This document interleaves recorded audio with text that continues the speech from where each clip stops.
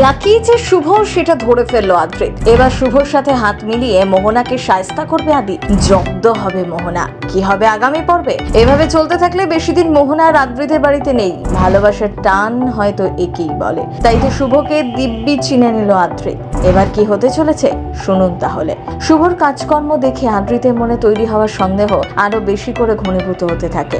লাকির সঙ্গে সে তার স্ত্রীর অনেক মিল খুঁজে পায়। যখন তার বাবাও একই কথা বলেন তখন আদ্রিতের মনে জমে থাকা সমস্ত দ্বিধা পরিষ্কার হয়ে যায়। সে ঠিক করে এবার লাকির আসল চেহারা সে দেখবে। লাকিকে ঘরে আনতেই তাদের মধ্যে বচসা শুরু হয়ে যায়। শুভ নকল চুল খুলে পড়ে যায়। ধরা পড়ে যায় শুভলক্ষ্মী। আদ্রিত নানাভাবে শুভকে বোঝানোর চেষ্টা করে যে সেই তাকে অনেক ভালোবাসে, তাকে এতদিন ধরে অনেক খোঁজার চেষ্টা করেছে, বাড়ির প্রত্যেকের জন্য কষ্ট পেয়েছে। কিন্তু শুভ নিজের জায়গাটায় চোখে আঙুল দিয়ে দেখিয়ে দেয় আদ্রিতকে। সে এক কাপড়ে বাড়ি থেকে বেরিয়ে গিয়েছিল, আর সেটাও শুধুমাত্র আদ্রিতের জন্য। নিজের স্ত্রীকে বিশ্বাস করে অনেক কথাই বলে উঠতে পারেনি আদ্রিত, যার জন্য সবাই তাদের দিকে আঙুল তুলেছে। ঠিক সেই সময় মোহনা চলে আসে আদ্রিতের ঘরে।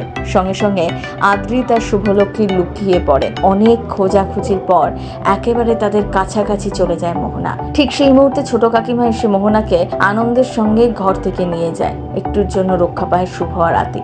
এরপর তারা হাত মেলায়। মোহনার মাতৃত্ব যে নকল সেটা প্রমাণ করার জন্য এবার তারা একজোট হয়ে কাজ করার সিদ্ধান্ত নেয়।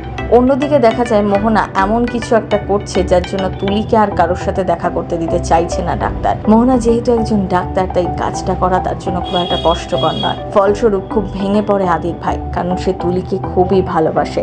তবে এই ঘটনাটা ঘটার পরেই মোহনার ছোট কাকিমার মুখের হাসি এবং আড়ালে গুজগুজ যেন আরো বেড়ে গিয়েছে। এই সমস্ত দেখেই শুভর সন্দেহ হয়, তবে তুলির সাথে কি কোনো খারাপ কিছু হয়েছে? তুলি যাতে কখনোই সুস্থ হতে না পারে তার ব্যবস্থায় কি করেছে মোহনা?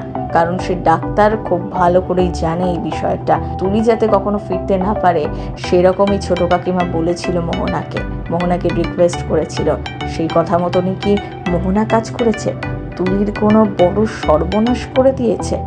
শুভ সন্দেহ হয় এর পিছনে হয়তো মোহনারই হাত আছে, কারণ মোহনা আদিকে ছাড়াই একা একা বাইরে বের হতে চায়, যেটা দেখে শুভর আরো সন্দেহ হয়। আদ্রিতের দিকে ইশারা করে শুভ মোহনাকে ফলো করতে বলে। টান টান উত্তেজনায় ভরে উঠেছে ধারাবাহিকের প্লট। এবার শুধু মোহনার মুখোশ খোলার অপেক্ষা। কিন্তু মোহনার যদি মুখোশ খোলে তাহলে সেই বাড়িতে তার আর ঠাঁই হবে না। আকাশ মেনে নিতে পারবে তো বোনের এই কীর্তি? মোহনার মা সব থেকে বেশি কষ্ট পাবেন। দেখাই যাক আগামী পর্বগুলোতে কি হয়। সিনে চক্কর ব্যুরো।